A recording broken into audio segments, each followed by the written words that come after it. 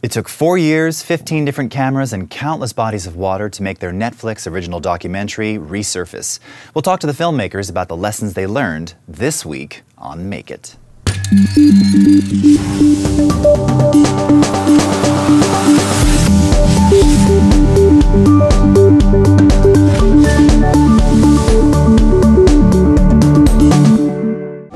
You have zero control over the ocean.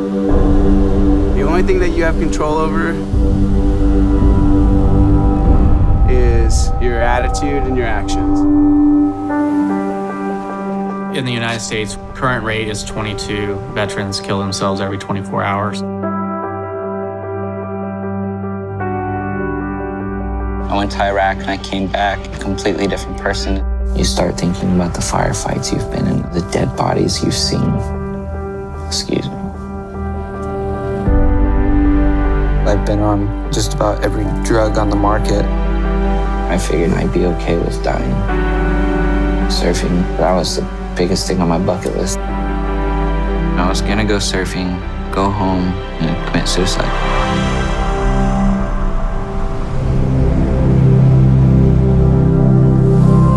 When I caught that wave, it wasn't death and destruction and hell. The ocean is the one place I can go to for peace. I started Operation Surf to take a group of veterans surfing. It became clear to me what my purpose was. It's rough, okay? Don't give up. No.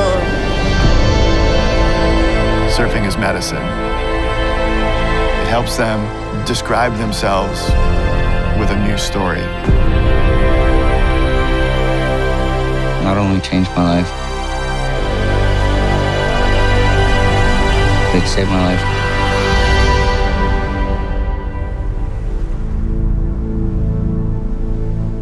Well, guys, thanks so much for joining me on the show today. It's really great to have you here. And I know I've got like a ton of questions about the film itself, and I wanted you to kind of give us kind of the overview of this concept of Resurface, because obviously this is a film about the ocean, about surfing, but it's really about how the ocean affects the mind, right? And this is something really unique and different, and maybe one of you could kind of give us a little bit of a backstory around that. So we were getting together, the three of us and our producer, Scott, and we were sort of looking for our next project. And we all surf. We all surf, yeah. And we wanted to do something surf-related. And we wanted to bring sort of a character, documentary, psychological aspect into surfing.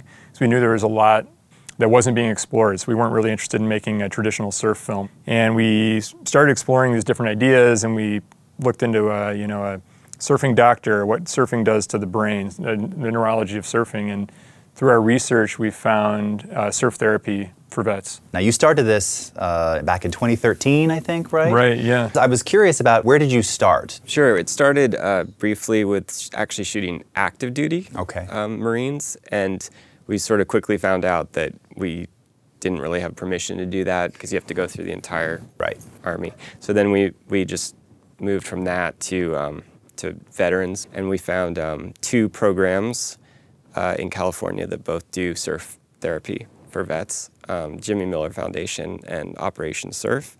And we just started getting to know the people who run those programs and then sort of meet vets, and then we sort of found our subjects from that point on. And I have to imagine too, I mean, you're dealing with people who are not, I mean, like any documentary, but it's not like you're finding people who are just used to being on camera. So I gotta believe, especially if there's any kind of PTSD or some kind of therapy involved in what they're doing, the likelihood of someone being camera shy or not really even understanding what to do on camera kind of makes it hard to make a film about this. I think one of the things is that a lot of the people that we worked with, they were already putting themselves out there to go and seek help. Okay, right, sort of that first step of, Yeah, and so by being there, they were already kind of willing to put themselves out there, and then because we were working with the organizations, we had good access because they trusted.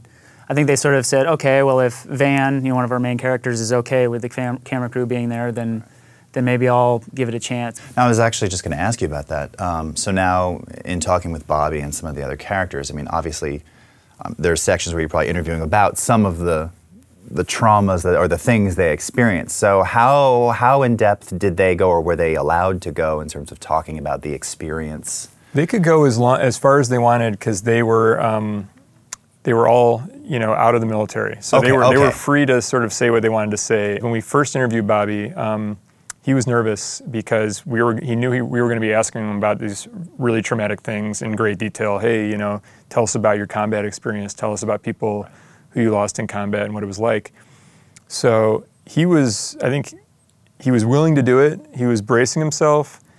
I went pretty, when we were interviewing him, we went pretty, it felt like far, you know, we really asked him to talk about this stuff.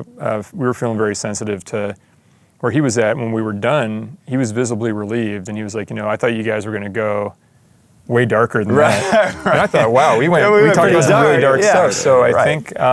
perception of darkness, I just imagine, goes to show you. Yeah. Now, I have to imagine shooting something like this, I mean, you couldn't have picked a slightly more difficult subject because obviously you had to have been working with multiple cameras. You've got to have cameras in the water. You have to physically be in the water. So what is that process like, you know, to capture?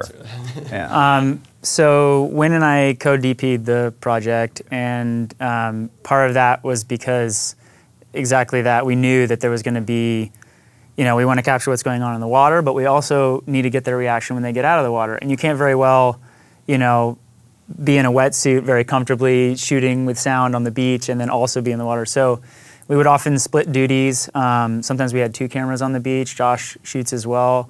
And so that was really important, having a team that could kind of multitask. And I have to believe too, I mean, again, that concept of, all right, so you're capturing someone in the water surfing and maybe you didn't get the reaction, you didn't get the shot. How do you approach it by saying, okay, let's try and redo that, and then maybe the wave that they had doesn't happen again? I mean, so the shooting time frame must have been very long. The media acquired must have been massive. I'm fascinated by, and I know at one point you said you had like 15 cameras. Yeah, I mean, we counted over the course of the whole film. I think we shot on 15 different cameras over the 4 years or whatever. But yeah, you miss a wave, and not only do you miss the wave, but you got the person in the water. Hey, did you get my wave? And then you go, yeah, I got it. You know, so really, yeah. Okay, that was the answer I was looking for. Right. So now, were there any particularly interesting? I mean, again, you're in the water.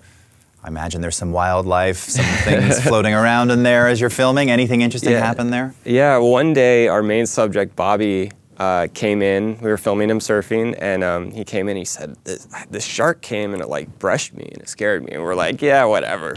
Like it was probably a seal or something. Like nobody believed him. And then a few minutes later, we saw the lifeguards like getting people out of the water.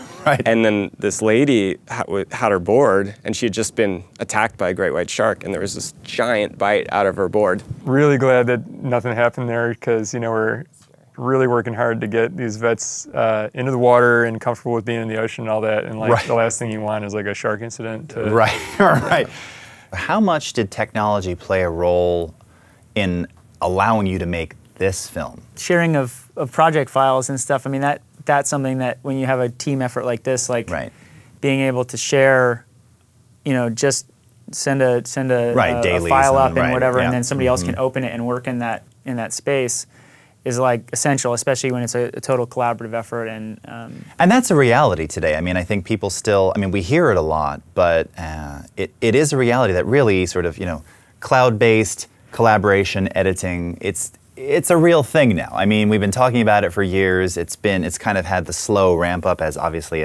accessibility to higher speed networks and things have changed. But you guys are living proof that it works and you can do it, and especially when you're talking about all these multiple formats. I mean, I can also imagine years ago, obviously your format, the actual format itself was limited. The shot time was more limited than now, although the cost. If we were rolling 16mm film, we couldn't have really afforded to.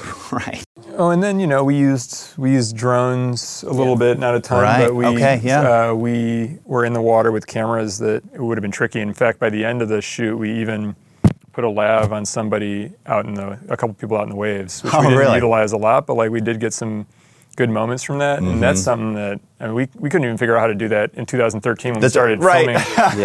So let alone 1983 or something like that.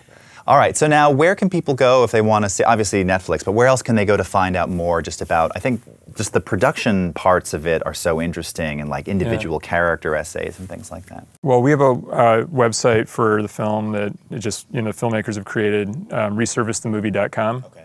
And we're going to keep that updated with some behind-the-scenes stuff and photos and information. And then if somebody was curious about getting involved with the actual support groups who are helping vets. Right. And that's Operation Surf they can support? Operation Surf was one of the key groups. And we also filmed with the Jimmy Miller Memorial Foundation in Southern California, and they're also doing that work too. So. Okay. Well, Josh, Wynn, Owen, thank you so much for coming to the show today and really talking about this story. And I think people are really going to enjoy, especially after hearing sort of how this all came together, seeing what you guys were able to cut together, and again, really sharing these stories with people, with the world, and it's awesome that we can watch it on Netflix. Be sure, of course, to check out resurfacethemovie.com for additional information, and be sure to tune in every week here on Make It to see incredible creatives showcasing amazing stories and amazing creative things that they're doing. So thanks again for watching, and we'll see you again next time.